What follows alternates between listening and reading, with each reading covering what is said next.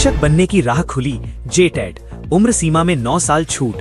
पिछली बार के आवेदकों को भरना होगा फॉर्म, पर नहीं लगेगा शुल्क। झारखंड में 9 साल बाद एक बार फिर शिक्षक बनने की राह खुल गई है। झारखंड एकेडमिक काउंसिल जैक ने झारखंड शिक्षक पात्रता परीक्षा जेटेट की अधिसूचना जारी कर दी है। नई नियमावली में अधिकतम उम्र सीमा में 9 साल की छूट दी गई है। इसमें न्यूनतम उम्र 21 साल तय की गई है। खास बात यह है कि वर्ष 2024 में आवेदन कर चुके अभ्यर्थियों को भी नए सिरे से फॉर्म भरना अनिवार्य होगा। हालांकि उन्हें दोबारा फीस नहीं देनी होगी। ऑनलाइन फॉर्म में छोटी सी गलती या ओएमआर शीट में त्रुटि पर आवेदन रद्द हो जाएगा। अभ्यर्थी 21 अप्रैल से 21 मई जैक की वेबसाइट पर आवेदन दे सकते हैं। उम्र में छूट सिर्फ इस बार के लिए। 2016 के बाद अब 2026 में परीक्षा हो रही है। सरकार ने गैप को देखते हुए अधिकतम उम्र में 9 साल की छूट दी है। ये छूट वन टाइम अवसर के रूप में दी जा रही है। इससे उम्र सीमा पार कर चुके हजारों अभ्यर्थियों को बड़ा लाभ मिलेगा। पारा शिक्षकों के लिए बड़ी राहत है। जिन पारा शिक्षकों की सेवा 2 साल हो चुकी है, वे 58 साल की उम्र तक आवेदन कर सकते हैं। पुराने आवेदकों को झटका और राहत। जैक के वर्ष 2024 की विज्ञप्ति के तहत आवेदन करने वाले अभ्यर्थियों को झटका और राहत दोनों है। इन्हें फिर से आवेदन करना अनिवार्य है, लेकिन राहत ये है कि ऐसे अभ्यर्थियों को फिर से परीक्षा शुल्क जमा नहीं करना होगा। लैंग्वेज 2 नया चयन करना होगा। जेटेट के लिए आवेदन देने वाले अभ्यर्थियों को लैंग्वेज 2 नया चयन करना होगा। पिछली बार जेटेट का आवेदन रद्द होने की मुख्य वजह लैंग्वेज 2 थी। नई नियमावली के अनुसार लैंग्वेज 2 अभ्यर्थियों को भरना होगा। 2 लेवल की परीक्षा, दोनों में बैठ सकेंगे अभ्यर्थी। जेटेट 2 लेवल में आयोजित की जाएगी, दोनों में अभ्यर्थी शामिल होंगे। लेवल 1 में प्राथमिक कक्षा 1 से 5 के लिए अभ्यर्थी शामिल होंगे। वहीं लेवल 2 में उच्च प्राथमिक कक्षा 6 से 8 के लिए अभ्यर्थी शामिल होंगे। युवाओं के लिए अच्छी खबर। अप्रैल में राज्य सिविल सेवा सहित 808 पदों के लिए 5 नियुक्ति परीक्षा लेगा जेपीएससी जेएसएससी। झारखंड में सरकारी नौकरी की तैयारी कर रहे युवाओं के लिए अच्छी खबर है। अप्रैल में कुल 808 पदों के लिए 5 नियुक्ति परीक्षाएं आयोजित की जाएंगी। झारखंड लोक सेवा आयोग जेपीएससी और झारखंड कर्मचारी चयन आयोग जेएसएससी ने इन परीक्षाओं का शेड्यूल जारी कर दिया है। इनमें प्रशासनिक सेवा से लेकर सिपाही तक के पद शामिल हैं। इन परीक्षाओं में 3 लाख से ज्यादा अभ्यर्थियों के शामिल होने की उम्मीद है। इनमें सबसे ज्यादा 583 पद उत्पाद सिपाही के हैं, जिसमें 1.48 लाख से अधिक अभ्यर्थी लिखित परीक्षा में बैठेंगे। ये परीक्षा जेएसएससी लेगा। जानिए कौन सी परीक्षा कब होगी। 1. राज्य सिविल सेवा परीक्षा। परीक्षा तिथि 12 अप्रैल। पद संख्या 103। पहली सिविल सेवा के बाद अब तक का सबसे कम पद। 2. Assistant conservator of forest. तिथि 4 से 12 अप्रैल तक। पद संख्या 78। परीक्षा का नाम मुख्य परीक्षा। पीटी पास 1110 अभ्यर्थी। 3. झारखंड उत्पाद सिपाही। परीक्षा तिथि 12 अप्रैल। पद संख्या 583। परीक्षा लिखित। अभ्यर्थियों की कुल संख्या 1.48 लाख। 4. Project manager. परीक्षा तिथि 18-19 अप्रैल। पद संख्या 30। परीक्षा लिखित। तिथि 18-19 अप्रैल। 5. Factory inspector. परीक्षा तिथि 25-26 अप्रैल। पद संख्या 14। परीक्षा लिखित। जेट। राज्य में दूसरी बार 26 अप्रैल को परीक्षा। असिस्टेंट प्रोफेसर व पीएचडी की अर्हता के लिए झारखंड पात्रता परीक्षा जेट अब 26 अप्रैल को होगी। पहले ये परीक्षा 29 मार्च को होनी थी, लेकिन जेपीएससी ने अपरिहार्य कारण बताते हुए इसे स्थगित कर दिया था। ये परीक्षा रांची, जमशेदपुर, धनबाद, बोकारो, देवघर और हजारीबाग में होगी। अभ्यर्थी इन 6 शहरों में से 3 शहर के विकल्प का चयन कर सकते हैं। ये चयन 30 मार्च तक आयोग की वेबसाइट पर करना होगा। 7,800 किलोमीटर साइकिल चला रामगढ़ पहुंची आशा मालवीय। एमपी से अरुणाचल तक दे रही महिला सशक्तिकरण, राष्ट्रीय एकता का संदेश। राष्ट्रीय स्तर की एंड्योरेंस साइकिलिस्ट आशा मालवीय अपने राष्ट्रव्यापी साइकिलिंग अभियान के तहत रामगढ़ पहुंची, जहां स्थानीय लोगों और सामाजिक संगठनों ने उनका जोरदार स्वागत किया। मध्य प्रदेश के राजगढ़ जिले की निवासी आशा महिला सशक्तिकरण और राष्ट्रीय एकता को बढ़ावा देने के उद्देश्य से 7,800 किलोमीटर की लंबी साइकिलिंग यात्रा पर निकली है। ये अभियान 78वें भारतीय सेना दिवस के उपलक्ष्य में 11 जनवरी को जयपुर से शुरू हुआ था। इस यात्रा का लक्ष्य देश के पश्चिमी छोर से पूर्वी सीमा अरुणाचल प्रदेश के किबिथु तक पहुंचना है। अब तक आशा 5,200 किलोमीटर से अधिक दूरी तय कर चुकी हैं। उनका ये सफर लगातार जारी है। पहले भी कर चुकी हैं कई कठिन यात्राएं। आशा मालवीय का साइकिलिंग के क्षेत्र में योगदान बेहद प्रेरणादायक रहा है। इससे पहले भी उन्होंने महिला सुरक्षा और सशक्तिकरण के संदेश के साथ 26,000 किलोमीटर की अखिल भारतीय साइकिलिंग यात्रा सफलतापूर्वक पूरी की है। इसके अलावा उन्होंने कन्याकुमारी से कारगिल, सियाचिन और उमलिंगला 19,024 फीट जैसे दुर्गम इलाकों को पार करते हुए दिल्ली और भोपाल तक की कठिन यात्रा भी पूरी की है। मध्य प्रदेश में भी उन्होंने लगभग 4,000 किलोमीटर की साइकिलिंग कर अपनी क्षमता का परिचय दिया है। राष्ट्रीय स्तर की साइकिलिस्ट होने के साथ साथ आशा 100 और 200 मीटर दौड़ की एथलीट भी रह चुकी हैं। पर्वतारोहण में भी उन्होंने BC रॉय और तेंजिंग खान जैसे ऊंचे शिखरों पर सफल चढ़ाई कर अपनी बहुमुखी प्रतिभा साबित की है। उनके इस उल्लेखनीय कार्य के लिए उनका नाम नेशनल बुक ऑफ रिकॉर्ड में दर्ज किया गया है। सीमित संसाधनों में हासिल की सफलता। एक साधारण परिवार से आने वाली आशा मालवीय की सफलता की कहानी संघर्षों से भरी रही है। उनकी माताजी मजदूरी कर परिवार का पालन पोषण करती हैं। कठिन परिस्थितियों के बावजूद आशा ने अपने हौसले और मेहनत के दम पर यह मुकाम हासिल किया है। उन्होंने अपनी कमाई से अपनी बहन की शादी भी कराई, जो उनके पारिवारिक जिम्मेदारियों के प्रति समर्पण को दर्शाता है। सीमित संसाधनों के बावजूद देश भर में साइकिलिंग कर समाज को जागरूक करने का उनका प्रयास लाखों युवाओं, खासकर लड़कियों के लिए प्रेरणा का स्रोत बन गया है। भाजपा प्रदेश पदाधिकारियों की नई टीम घोषित। पहली बार 5 महिलाओं को जगह, 24 में से 13 पुराने चेहरे। भाजपा प्रदेश अध्यक्ष आदित्य साहू ने शनिवार को प्रदेश पदाधिकारियों की 24 सदस्यीय नई टीम की घोषणा की। इनमें 9 उपाध्यक्ष, 3 महामंत्री, 9 मंत्रियों के साथ साथ प्रदेश कार्यालय मंत्री, सह कार्यालय मंत्री और कोषाध्यक्ष शामिल हैं। पहली बार प्रदेश पदाधिकारियों की टीम में 5 महिलाएं हैं, वहीं 13 पुराने चेहरे शामिल हैं। दीपक बंका फिर कोषाध्यक्ष व हेमंत दास कार्यालय मंत्री बनाए गए हैं। राकेश प्रसाद, नीलकंठ सिंह मुंडा, बाल मुकुंद सहाय, भानु प्रताप शाही, प्रदीप वर्मा, मुनेश्वर साहू, गणेश मिश्र, मनोज सिंह, सरोज सिंह, सुनीता सिंह को फिर जगह मिली है। गिरिडीह में झामुमो का 53वां स्थापना दिवस समारोह। झंडा मैदान में जुटेंगे सीएम समेत कई दिग्गज। तैयारियां अंतिम चरण में। झारखंड मुक्ति मोर्चा झामुमो का 53वां स्थापना दिवस समारोह सोमवार को गिरिडीह के ऐतिहासिक झंडा मैदान में आयोजित होगा। इस मौके पर मुख्यमंत्री हेमंत सोरेन सहित राज्य सरकार के कई मंत्री, विधायक और पार्टी के वरिष्ठ नेता कार्यक्रम में शामिल होंगे। समारोह को लेकर पार्टी कार्यकर्ताओं में खासा उत्साह देखा जा रहा है। जिले भर से बड़ी संख्या में लोगों के जुटने की उम्मीद है। कार्यक्रम की तैयारियां अंतिम चरण में पहुंच चुकी हैं। राज्य सरकार के मंत्री सुदिव्य कुमार सोनू ने रविवार को झंडा मैदान पहुंचकर मंच निर्माण, बैठने की व्यवस्था, पेयजल, सुरक्षा और यातायात व्यवस्था का जायजा लिया। उन्होंने अधिकारियों और पार्टी पदाधिकारियों को आवश्यक दिशा निर्देश देते हुए आयोजन को शांतिपूर्ण और सफल बनाने पर जोर दिया। सरकार की उपलब्धियों पर होगा फोकस। झामुमो जिला अध्यक्ष संजय सिंह ने बताया कि पार्टी का स्थापना दिवस हर वर्ष 4 मार्च को मनाया जाता है, लेकिन इस बार होली पर्व के कारण कार्यक्रम की तिथि में बदलाव किया गया है। अब ये समारोह 30 मार्च को आयोजित किया जा रहा है। उन्होंने कहा कि इस मौके पर मुख्यमंत्री हेमंत सोरेन और अन्य वरिष्ठ नेता कार्यकर्ताओं को संबोधित करेंगे। कार्यक्रम में राज्य सरकार की उपलब्धियों, जन कल्याणकारी योजनाओं और संगठन की मजबूती को लेकर विशेष चर्चा की जाएगी। साथ ही कार्यकर्ताओं को आगामी राजनीतिक रणनीतियों के लिए भी तैयार किया जाएगा, जिससे पार्टी को और सशक्त बनाया जा सके। शहर में बढ़ी राजनीतिक सरगर्मी। समारोह को लेकर पार्टी स्तर पर व्यापक तैयारियां की गई हैं। जिले के विभिन्न प्रखंडों से कार्यकर्ता झंडा मैदान पहुंचेंगे, जिसके मद्देनजर प्रशासन ने भी सुरक्षा के कड़े इंतजाम किए हैं। पुलिस बल की तैनाती के साथ यातायात व्यवस्था को भी दुरुस्त किया गया है, ताकि कार्यक्रम के दौरान किसी प्रकार की अव्यवस्था न हो। झारखंड में आज और कल बारिश के आसार। उत्तर पूर्व हिस्से में गरज के साथ बारिश, अन्य जगहों पर छाएंगे बादल, तेज हवा का अलर्ट। झारखंड में मौसम लगातार करवट ले रहा है। मौसम विभाग के अनुसार 29 मार्च को राज्य के उत्तर पूर्वी इलाकों में कहीं-कहीं गरज के साथ बारिश होने की संभावना है। इस दौरान 30 से 40 किलोमीटर प्रति घंटे की रफ्तार से तेज हवा चल सकती है। वज्रपात का भी खतरा बना रहेगा। वहीं राज्य के अन्य हिस्सों में आंशिक बादल छाए रहने की संभावना जताई गई है। विभाग ने लोगों को सतर्क रहने की सलाह दी है, खासकर खुले स्थानों और पेड़ों के नीचे खड़े होने से बचने को कहा है। 30 मार्च को मौसम शुष्क, तापमान में बढ़ोतरी संभव। मौसम विभाग के अनुसार 30 मार्च को राज्य के अधिकांश हिस्सों में मौसम शुष्क रहेगा। हालांकि इस दिन अधिकतम तापमान में 3 से 4 डिग्री सेल्सियस तक की वृद्धि हो सकती है। इससे लोगों को दिन में हल्की गर्मी का एहसास होगा। 29 और 30 मार्च के दौरान कई जिलों में तापमान बढ़ने की संभावना जताई गई है। शनिवार को मेदिनीनगर राज्य का सबसे गर्म स्थान रहा, जहां अधिकतम तापमान 36.8 डिग्री सेल्सियस दर्ज किया गया। वहीं रांची में 32.2 और जमशेदपुर में 34.3 डिग्री सेल्सियस तापमान रिकॉर्ड किया गया। 31 मार्च से फिर बदलेगा मौसम। 31 मार्च को राज्य के उत्तर पश्चिमी भाग को छोड़कर लगभग सभी जिलों में मौसम एक बार फिर करवट लेगा। रांची, हजारीबाग, धनबाद, बोकारो, देवघर, पूर्वी व पश्चिमी सिंहभूम समेत कई जिलों में गरज के साथ बारिश की संभावना है। वहीं 40 से 50 किलोमीटर प्रति घंटे की रफ्तार से तेज हवा चलने की संभावना है। मौसम विभाग ने इन इलाकों के लिए येलो अलर्ट जारी किया है। वहीं 1 अप्रैल को दक्षिणी झारखंड में भी कहीं-कहीं तेज हवा और गर्जन के साथ बारिश के संकेत हैं। पिछले 24 घंटे में आंधी बारिश, तापमान में गिरावट। पिछले 24 घंटे के दौरान राज्य के कई हिस्सों में आंधी और बारिश दर्ज की गई। संताल परगना के राजमहल में सबसे अधिक 64 मिलीमीटर बारिश हुई। रांची, जमताड़ा, पश्चिमी सिंहभूम, हजारीबाग, रामगढ़ सहित कई जिलों में तेज हवा के साथ बारिश हुई, जिससे तापमान में 2 से 4 डिग्री की गिरावट दर्ज की गई। रांची का अधिकतम तापमान 32.2 और न्यूनतम 16.6 डिग्री सेल्सियस रहा, जो सामान्य से नीचे है।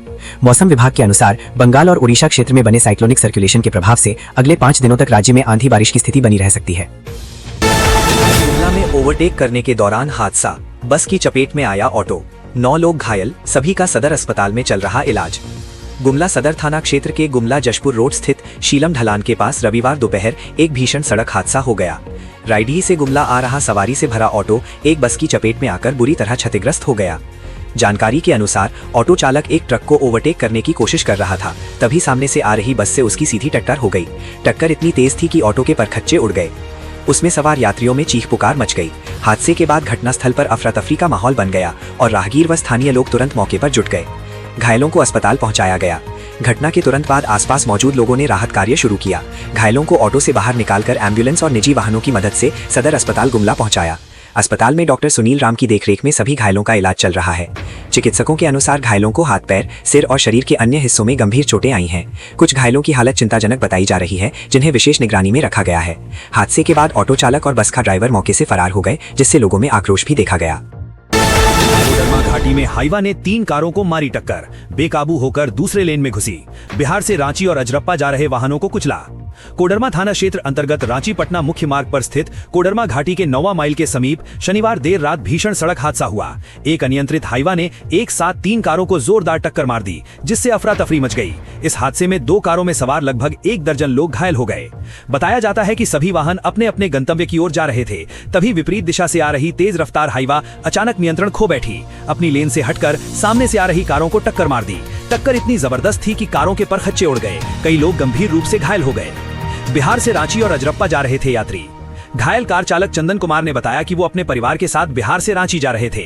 उनके पीछे चल रही दूसरी कार में सवार लोग रामगढ़ स्थित छिन्नमस्तिका मंदिर रजरप्पा में पूजा करने जा रहे थे। 9वां माइल के पास अचानक सामने से तेज रफ्तार हाईवा उनकी लेन में आ गई। देखते ही देखते तीनों कारों को अपनी चपेट में ले लिया। हादसे के बाद मौके पर चीख पुकार मच गई।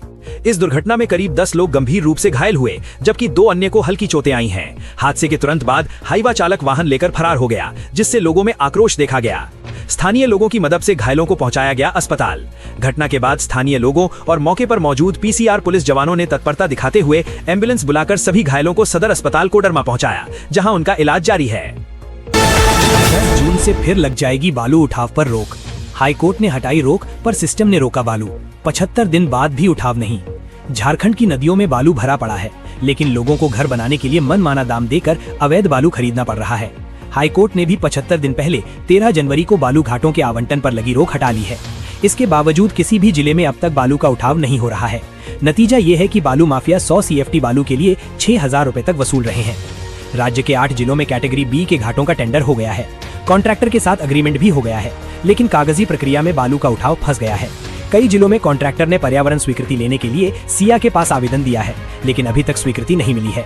रांची के 19 घाटों में मात्र 3 घाट सुंडिल, शामनगर और चोको सोरेंग की पर्यावरण स्वीकृति मिली है। अब कंसेंट टू एस्टैब्लिश CTE और कंसेंट टू ऑपरेट CTO के लिए प्रदूषण नियंत्रण परिषद से अनुमति लेने की प्रक्रिया चल रही है। अन्य जिलों में पर्यावरण स्वीकृति, CTE और CTO नहीं मिला है।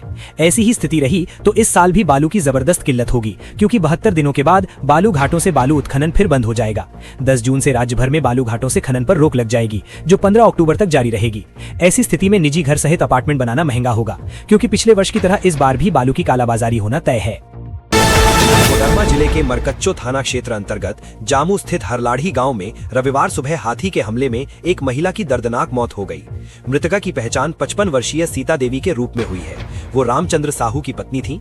परिजनों के अनुसार सीता देवी सुबह करीब 5:30 पर गांव की अन्य महिलाओं के साथ जंगल में महुआ चुनने गई थी। इसी दौरान अचानक एक हाथी वहां पहुंच गया। हाथी को देखते ही अन्य महिलाएं अपनी जान बचाकर भागने में सफल रहीं, लेकिन सीता देवी समय पर नहीं भाग सकी। हाथी उनके पास पहुंचा और अपनी सूंड से उठाकर उन्हें जमीन पर 2 से 3 बार पटक दिया। इस हमले में उनकी मौके पर ही मौत हो गई। घटना के बाद साथ गई महिलाओं ने शोर मचाया, जिसके बाद ग्रामीण बड़ी संख्या में मौके पर पहुंचे। किसी तरह हाथी को वहां से खदेड़ा। समय रहते कोई ठोस कदम नहीं उठा रहा विभाग। घटना के बाद मृतका के परिजनों का रो रो कर बुरा हाल है। वहीं गांव में लगातार बढ़ रहे हाथियों के हमलों को लेकर ग्रामीणों में भारी आक्रोश है। परिजनों ने वन विभाग पर लापरवाही का आरोप लगाते हुए कहा कि समय रहते कोई ठोस कदम नहीं उठाया गया, जिससे ऐसी घटनाएं लगातार हो रही हैं। ग्रामीणों का कहना है कि हाथियों को भगाने के लिए विभाग की ओर से कोई प्रभावी प्रभावी कार्रवाई नहीं की जा रही है। बताया जाता है कि कोडरमा जिले में बीते 1 वर्ष में हाथियों के हमले में 1 दर्जन से अधिक लोगों की जान जा चुकी है। वहीं पिछले 1 सप्ताह में 2 महिलाओं और 1 पुरुष की भी मौत हो चुकी है। इस घटना की सूचना पर वन प्रक्षेत्र पदाधिकारी टीम के साथ मौके पर पहुंचे। डीएफओ सौमित्र शुक्ला ने बताया कि परिजनों को तत्काल 25,000 रुपए दाह संस्कार के लिए दिए जाएंगे। पोस्टमार्टम रिपोर्ट के बाद वन अधिनियम के तहत 4 लाख रुपए तक मुआवजा दिया जाएगा। साथ ही हाथियों को खदेड़ने के लिए 4 टीमें लगाई गई हैं। मधुपुर में पेड़ से लटका मिला किशोर का शव। घर से खेलने निकला था, देर रात तक नहीं लौटा, इलाके में सनसनी। देवघर जिले के मधुपुर थाना क्षेत्र में 15 वर्षीय किशोर का शव पेड़ से फंदे के सहारे लटका मिलने से इलाके में सनसनी फैल गई। मृतक की पहचान अमरजीत दास उर्फ डमरू के रूप में हुई है। परिजनों के अनुसार अमरजीत शुक्रवार सुबह घर से खेलने के लिए निकला था, लेकिन देर शाम तक वापस नहीं लौटा। जैसे जैसे समय बीतता गया, परिवार की चिंता बढ़ती गई। परिजनों ने आसपास के इलाकों में काफी खोजबीन की, लेकिन उसका कोई सुराग नहीं मिला। इसके बाद थक हारकर उन्होंने मधुपुर थाना में लिखित शिकायत दर्ज कराई। शिकायत मिलते ही पुलिस ने मामले को गंभीरता से लेते हुए जांच शुरू कर दी थी और संभावित स्थानों पर तलाश जारी रखी जा रही थी। 24 घंटे बाद पेड़ से लटका मिला शव। करीब 24 घंटे बाद शनिवार को स्थानीय लोगों ने गांव के पास एक पेड़ पर किशोर का शव फंदे से लटका देखा। ये दृश्य देखते ही इलाके में अफरा तफरी मच गई और लोगों की भीड़ मौके पर जुट गई। घटना की सूचना तत्काल पुलिस को दी गई। सूचना मिलते ही मधुपुर थाना की टीम मौके पर पहुंची और शव को कब्जे में लेकर जांच प्रक्रिया शुरू की। पुलिस ने घटनास्थल का जायजा लिया और आसपास के लोगों से पूछताछ भी की। इस दौरान बड़ी संख्या में ग्रामीण वहां मौजूद रहे। घटना के बाद पूरे क्षेत्र में भय और शोक का माहौल बना हुआ है। परिजनों ने जताई हत्या की आशंका। मृतक के परिजनों का रो रोकर बुरा हाल है। उन्होंने इस घटना को संदिग्ध बताते हुए हत्या की आशंका जताई है और साजिश की बात कही है। परिजनों ने पुलिस से निष्पक्ष जांच की मांग करते हुए दोषियों की जल्द गिरफ्तारी की अपील की है। पुलिस ने शव को पोस्टमार्टम के लिए देवघर भेज दिया है। अधिकारियों का कहना है कि पोस्टमार्टम रिपोर्ट आने के बाद ही स्पष्ट हो सकेगा कि मामला आत्महत्या का है या हत्या का। फिलहाल पुलिस हर पहलू को ध्यान में रखते हुए जांच कर रही है। आसपास के लोगों से गहन पूछताछ की जा रही है। एमयूएसआरएल में वृद्धावस्था के अधिकारों पर मंथन। 2 दिवसीय राज्य स्तरीय सेमिनार का समापन। कानूनी ढांचे और नीतियों पर हुई गहन चर्चा। रांची स्थित national university of study and research in law में आयोजित 2 दिवसीय राज्य स्तरीय सेमिनार का रविवार को सफल समापन हो गया। 28-29 मार्च 2026 को जेरियाट्रिक ज्यूरिस्प्रूडेंस, गरिमामय वृद्धावस्था के लिए अधिकार आधारित दृष्टिकोण विषय पर हुए इस आयोजन में विधि विशेषज्ञों, शिक्षाविदों, नीति निर्माताओं और प्रैक्टिशनरों ने भाग लेकर वरिष्ठ नागरिकों के अधिकारों और कल्याण से जुड़े अहम मुद्दों पर गहन चर्चा की। कार्यक्रम की शुरुआत संयोजक डॉक्टर अरविंद साहू के स्वागत भाषण से हुई, जबकि सह संयोजक डॉक्टर सौम्यजीत मुखोपाध्याय ने संचालन में महत्वपूर्ण भूमिका निभाई। पहले दिन पंजीकरण के बाद फिल्म निर्देशक सौरभ सरकार के फिल्म निभृतोचारी का प्रदर्शन किया गया, जिसमें सकारात्मक वृद्धावस्था की अवधारणा को प्रभावी ढंग से प्रस्तुत किया गया। कानूनी ढांचे और नीतियों पर हुई गहन चर्चा। सेमिनार में विश्वविद्यालय के कुलपति अशोक आर पाटिल ने अपने संबोधन में वरिष्ठ नागरिकों की गरिमा और सुरक्षा सुनिश्चित करने के लिए सशक्त कानूनी ढांचे की आवश्यकता पर बल दिया। मुख्य अतिथि एन शिवशंकर अमरन्नवर ने जेरियाट्रिक देखभाल के बदलते कानूनी आयामों और न्यायिक संवेदनशीलता के महत्व को रेखांकित किया। वहीं मुख्य वक्ता तानिया सेन गुप्ता ने राष्ट्रीय वृद्धजन नीति और माता पिता एवं वरिष्ठ नागरिकों का भरण पोषण एवं कल्याण अधिनियम 2007 जैसी पहलों पर विस्तार से प्रकाश डाला। तकनीकी सत्रों में स्वास्थ्य अधिकार, होम केयर और पैलिएटिव केयर जैसे विषयों पर डॉक्टर अभिजीत दाम ने विचार रखे, जबकि उत्तराधिकार, वसीयत और संपत्ति विवाद से जुड़े पहलुओं पर विशेषज्ञों ने गहन मंथन किया। एजिज्म और सामाजिक समावेशन पर भी चर्चा। दूसरे दिन के सत्रों में आयुवाद यानी एजिज्म से निपटने, सामाजिक समावेशन को बढ़ावा देने और वृद्धाश्रम व सहायक आवास जैसी व्यवस्थाओं पर विस्तार से चर्चा हुई। इस दौरान मसूर जहां और आशीष सिलिसवाल ने वृद्धावस्था में मानसिक एवं मनोवैज्ञानिक चुनौतियों पर अपने विचार साझा किए। वहीं शशिनाथ मंडल ने वरिष्ठ नागरिकों के कल्याण में विधायी उपायों और विभिन्न संस्थाओं की भूमिका पर प्रकाश डाला। समापन सत्र में सह संयोजक डॉक्टर सौम्यजीत मुखोपाध्याय ने धन्यवाद ज्ञापन दिया और प्रतिभागियों को प्रमाण पत्र वितरित किए गए। जानकारी विश्वविद्यालय के जनसंपर्क पदाधिकारी पंकज कुमार पाठक ने दी। कोडरमा में संदिग्ध हालत में मिला शव। दोनों कान और नाक से निकल रहा था खून। परिजनों का आरोप, हत्या की साजिश। कोडरमा जिले के जयनगर थाना क्षेत्र अंतर्गत डंडाड़ी के समीप शनिवार देर शाम 55 वर्षीय व्यक्ति का शव संदिग्ध स्थिति में बरामद होने से इलाके में सनसनी फैल गई। मृतक की पहचान लोहागंडा निवासी केदार यादव, पिता बनारस यादव के रूप में हुई है। परिजनों के अनुसार गांव में मवेशियों को चराने की जिम्मेदारी बारी बारी से ग्रामीणों को दी जाती है और शनिवार को ये जिम्मेदारी केदार यादव के हिस्से में थी। बताया गया कि शाम को मवेशी चराकर लौटने के दौरान वह एक मजदूर को उसके घर छोड़ने के लिए अपनी बाइक से डंडाड़ी की ओर गए थे। इसी दौरान ये घटना घटित हुई है। सड़क हादसे की सूचना, अस्पताल में तोड़ा दम। मृतक के छोटे भाई मोहन यादव ने बताया कि कुछ देर बाद उन्हें सूचना मिली कि डंडाड़ी टावर हाउस के पास सड़क दुर्घटना हुई है। केदार यादव सड़क किनारे बेहोशी की हालत में पड़े हैं। सूचना मिलते ही वो मौके पर पहुंचे, जहां उन्होंने अपने भाई को बेसुध हालत में पाया। मोहन के अनुसार केदार यादव कुछ कहने की कोशिश कर रहे थे, लेकिन उनकी हालत गंभीर थी।